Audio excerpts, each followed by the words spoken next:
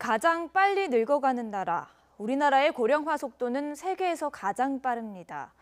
저출산 고령화로 생산 가능 인구가 점점 줄면서 20년 뒤에는 경제 성장률이 0%로 추락할 거란 전망까지 나옵니다.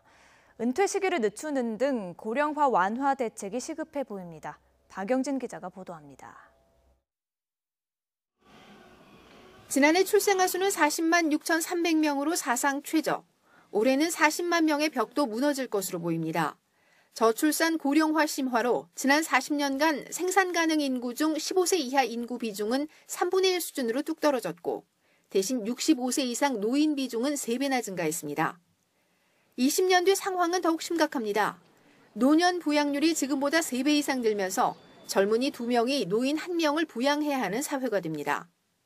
생산 가능 인구가 줄면서 경제 성장률도 추락해 20년 뒤에는 제로, 30년 뒤에는 마이너스 성장 시대가 올 것이란 전망까지 나옵니다. 우리나라는 인구 고령화의 속도가 대단히 빠른 데다 우리나라 사람들은 노후 대비가 부족해서 은퇴 후에 소득이 감소하면 곧바로 소비가 위축되는 소비 패턴을 보이고 있습니다. 따라서 인구 고령화의 부정적 효과가 대단히 크게 나타날 것으로 분석됩니다. 적절한 대비가 시급하다는 지적입니다. 한국은행은 은퇴 시기를 5년 늦추고 여성의 경제활동 참가율을 OECD 수준으로 높이는 등의 고령화 완화 정책을 시행한다면 20년 뒤에도 1%대 성장이 가능할 것으로 추정했습니다.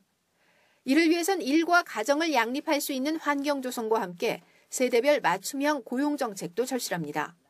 고령층의 경우에는 기존 경력을 활용할 수 있는 재취업 지원 정책 등이 필요하고 청년층의 경우에는 교육과 직업을 연계할 수 있는 적극적인 노동시장 정책이 필요하다고 할 수 있겠습니다. 또 단순 노동자뿐만 아니라 고학력 전문직 외국인 인재들을 적극 유치하는 것도 하나의 해법입니다. 다만 이 같은 이민 정책은 청년 실업 문제와 사회 문화적 포용 정도를 고려해 추진해야 합니다. YTN 박영진입니다.